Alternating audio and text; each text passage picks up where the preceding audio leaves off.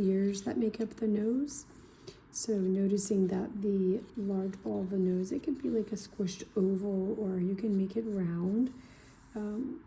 We're mostly focused on elimination of outline for this lesson and defining the nose with shadows or value shading rather than a cookie cutter cartoon nose.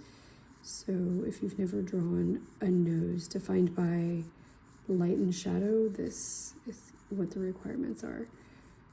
So start off with identifying where the 3 spheres go. So the nostril and the center button of the nose, or the septum ends. I will add in the ellipses of the nostrils after.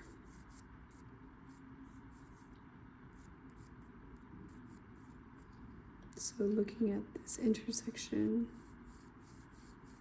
and this nose is not straight on. You can see this nostril is a little bit wider and this one's a little bit more narrow and darker on the side. So it's not a straight on nose. So try not to draw from memory, draw from observation.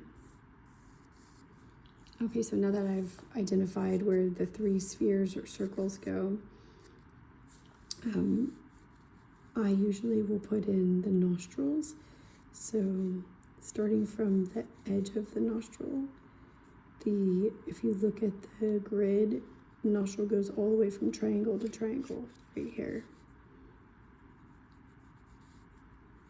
So you can connect the dots and look at the way that it arches.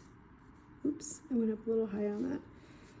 It's okay if you do, you know, every nose is like a fingerprint. This one actually goes over the grid line, so let's get that little spot that goes over.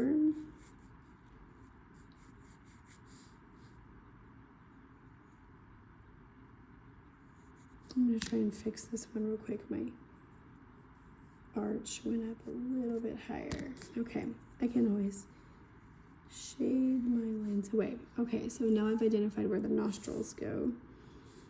And this is a 2B, so I'm going to switch and maybe in shading I'll do a 4B and a 6B. So what I'm going to do now is just get rid of some of these grid lines. They were very helpful in the beginning, but I would like to put the base skin tone down, and I'll use the 4 and the 6B for that. When I used the 2B earlier for my first round, it took too long.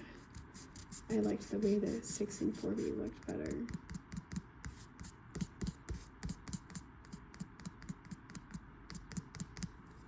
Okay, now hopefully our grid is not showing too much. I'm going to start off with a light coat, and if you look at, if I bring you over here, this was a practice one that I did. You can see that the tone of the paper is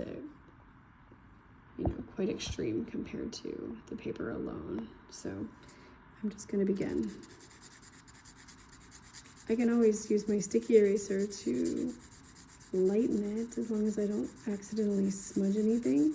So remember, please do not put your fingers on this. And with this nice raw paper tooth shading.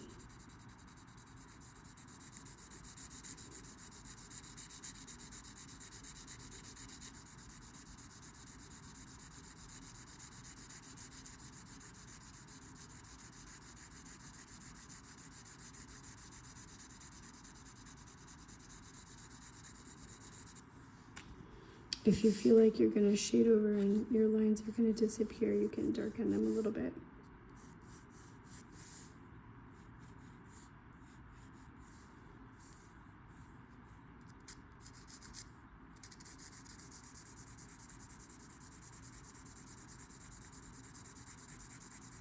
So I'm using my whole forearm to try to hatch across the page, and if it's not smooth, I will go over it again.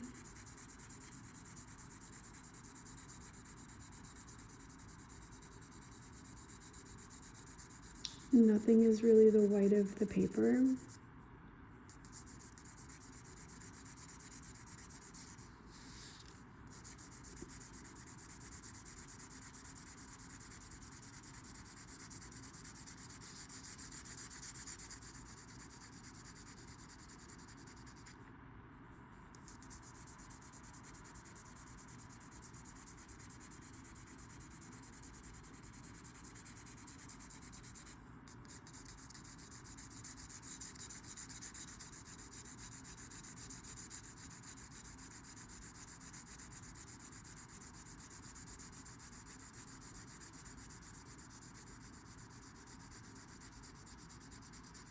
Remember, cross-hatching catches the tooth of the paper in different directions.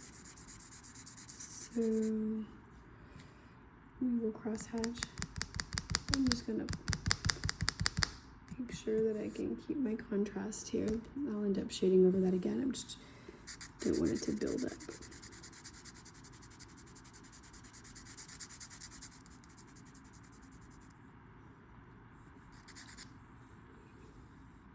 Okay, I'll go another layer after I get some details in. So I'm going to focus on the nostrils. Fill those in, and then the shadows trickle down to define the septum and the Cupid's bow, which I did not mark earlier.